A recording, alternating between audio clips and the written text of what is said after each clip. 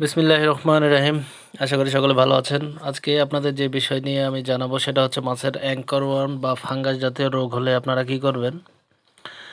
তো এখান থেকে যে মাছটা দেখা যাচ্ছে, মানে স্ক্রিনে যে মাছটা দেখা যাচ্ছে, এটা হচ্ছে একটা গাপ্পি মাছ। আর এই মাছটা কিন্তু একটা রোগে আক্রান্ত হয়েছে। তো এখানে দুইটা রোগ হতে পারে, একটা হচ্ছে শেকড় পোকা আক্রান্ত হতে পারে দ্বারা, আর আরেকটা হচ্ছে ফাঙ্গাস দ্বারা আক্রমণ হতে পারে। তো এখানে আপনারা খেয়াল করে দেখতে পারবেন এই মাছটার সামনের অংশটাও ঠিক আছে, পিছনের অংশটাও ঠিক আছে, কিন্তু মাঝখানের অংশটা একেবারে সাদা হয়ে গেছে, যেখানে কোনো রক্ত নাই বা রক্তশূন্য হয়ে আছে। তো মাছটা একেবারে শেষ পর্যায়ে চলে এসেছে। আমি জানি না মাছটাকে বাঁচানো যাবে কি না। তো খুব অল্প সময়ের মধ্যে মাছটা মারা যেতে পারে। আমি মাছটাকে তুলে আলাদা করে ফেললাম। তো এখন এটাকে আলাদা একটা গামলাতে রাখবো। গামলাতে রেখে প্রথমত আমি হাউসটার আগে ট্রিটমেন্ট করব, তারপরে মাছটার ট্রিটমেন্ট করব। কারণ এই মাছটা 90% মারা যাওয়ার সম্ভাবনা আছে, 10% হয়তো বাঁচানোর সম্ভাবনা থাকতে পারে, তবে 90% মাছটা মারা যাবে। এরকম আমি আগেও দেখেছি, এরকম গাপ্পির এরকম অবস্থা হয়ে গেলে সে বাঁচে না। তো প্রথমত যে কাজটা করতে হবে সেটা হচ্ছে আপনার হাউজের দিকে আগে নজর দিতে হবে বা আপনার ট্যাঙ্কের দিকে নজর দিতে হবে। কারণ একটা মাছ আক্রান্ত হলে সে মাছটা যখন আপনি তুলে আলাদা করবেন, সেই মাছটার ট্রিটমেন্টের চেয়ে জরুরি কিন্তু আপনার হাউসটা ট্রিটমেন্ট করা। কারণ হাউজে আরও অনেক পরিমাণে মাছ থাকে। যদি আপনি হাউজে ট্রিটমেন্ট করতে দেরি করেন তাহলে কিন্তু একটা মাছ নিয়ে পড়ে থাকলে হবে না, হাউজের মাছগুলো বাঁচানোর চেষ্টা করতে হবে।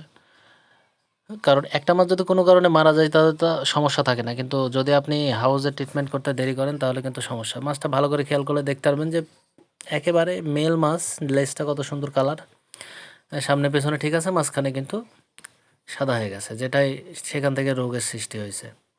তো প্রথমত হাউজের নিচে আপনারা খেয়াল করবেন যে ময়লা আছে কিনা। ময়লা বা যে মাছে পায়খানা করে সেখান থেকে অ্যামোনিয়া তৈরি হয়, আর এই গ্যাসটা বা পানির কোয়ালিটি নষ্ট হতে থাকে, আর তখন থেকেই কিন্তু নানা রকম রোগ, ভাইরাস বা ব্যাকটেরিয়া জনিত বিভিন্ন রোগ আক্রান্ত হতে পারে মাছ। তো সবার প্রথমে আমি আগে মাছের ট্যাঙ্কটার নিচের ময়লাগুলো বাইর করে ফেলবো, মানে সাইফন করে ফেলবো, পরিষ্কার করে ফেলবো। তারপরে এখান থেকে 50 বা 60% পানি কিন্তু আমি কমায় দেব, দিয়ে নতুন পানি অ্যাড করব। আপনারা অবশ্য তাই করবেন। যদি কোনো মাছের হাউসে কোনো রোগে আক্রান্ত হয় তাহলে প্রথমত আপনারা নিচের ময়লাগুলো পরিষ্কার করে ফেলবেন এরকম একটা পাইপের মাধ্যমে বা মোটর দিয়ে, যেভাবে পরিষ্কার করেন। তো দেখেন একটা গাপ্পি মাছ বেরিয়ে আসলো। গাপ্পি মাছটা হচ্ছে ফিমেল। এই মাছটা মরে পড়েছিল। আমি জানি না এটা হয়তো সেই রোগে আক্রান্ত হয়েছে কিনা। তো এই দিয়ে দুটো মাছ আক্রান্ত আমি দেখতে পারলাম। মাছটাকে আমি পর্যবেক্ষণ করব কিছুক্ষণ পরে। তো ওটা চলে যাক, পরে আমি দেখব নি মাছটার সমস্যা কী হয়েছে। তো আমার সাইফন করা প্রায় শেষ। তো এখন আমি 50% বা 60% পানি কিন্তু বের করে ফেলে দেব। তো দেখেন আমি এরকম একটা নেট ব্যবহার করি যাতে মাছগুলো বেরিয়ে না যেতে পারে, আর বেরিয়ে গেলেও নেটের মধ্যে থাকে, পরবর্তীতে আবার আমি ছেড়ে দিতে পারি।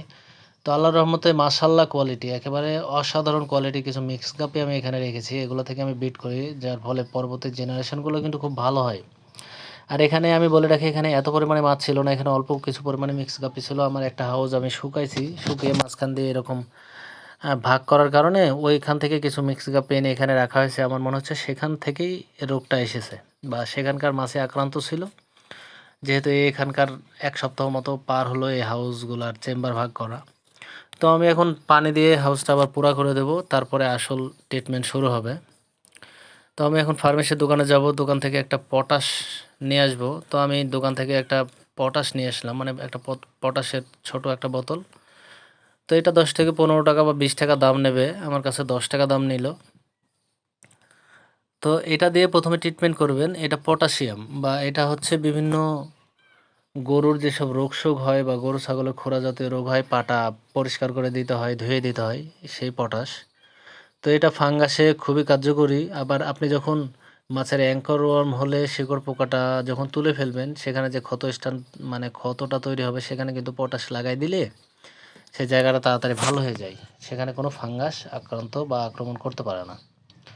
তো আমার এখানে কিছু নির্দিষ্ট পরিমাণে বা অল্প পরিমাণে কিছু পটাশ আমি মিশিয়ে হাউসটাতে দিয়ে দেবো। যদিও আমি সবটাতে দেবো না, শুধু এই চেম্বারটাতেই দেবো, কারণ এটাতেই আক্রান্ত হয়েছে। আমি পরবর্তীগুলোতে পটাশ দেবো না। যদিও পটাশ দেওয়া সবসময় ঠিক না, এটা মাছের সমস্যা হয় হাউসে চলাফেরা করতে। তো দেখেন পটাশ দেওয়ার পরে বাসের মানে এই যে ট্যাঙ্কের কালারটা একটু লালচে হবে। আমি আপনাদেরকে বললাম যে মাছটাকে বাঁচায় রাখা যাবে কিনা আমি বলতে পারছি না, 90% মাছটা নষ্টই হয়ে গেছে। তো মাছটা আমার ট্রিটমেন্ট করতে করতে মারা গেছে। তো এখানে আমি আরেকটা মাছ পাইছি, সেটা হচ্ছে শেকড় পোকা দ্বারা আক্রান্ত একটা মাছ, এটা হচ্ছে মেল মাছ। তো আপনারা একটু খেয়াল করে দেখেন, কানের নিচে একটা কালো অংশ দেখা যাচ্ছে, এটাই মূলত শেকড় পোকা। আর এটা খুব ভয়ঙ্কর একটা জিনিস।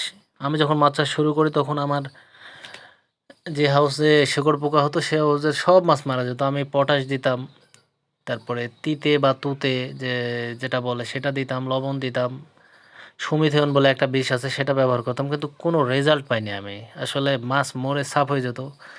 হাজার হাজার গাপ্পি মাছ, তখন শুধু মিক্স গাপ্পি করতাম।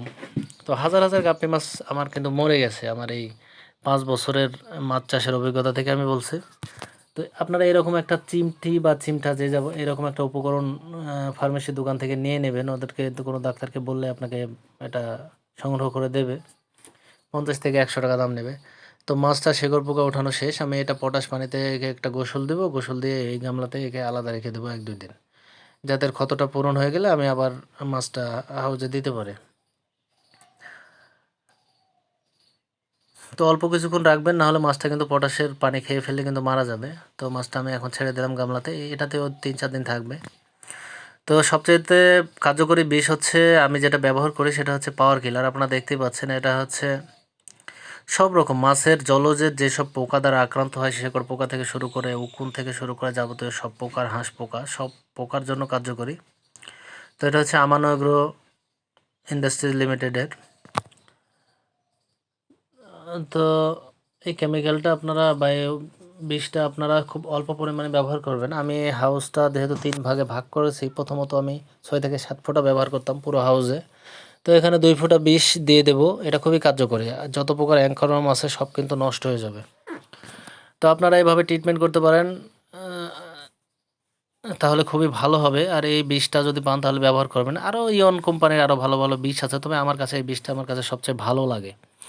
তো এই ছিল আজকের ভিডিওতে ভালো লাগলে চ্যানেলটা সাবস্ক্রাইব করবেন। তো সকলে ভালো থাকবেন, খোদা হাফেজ।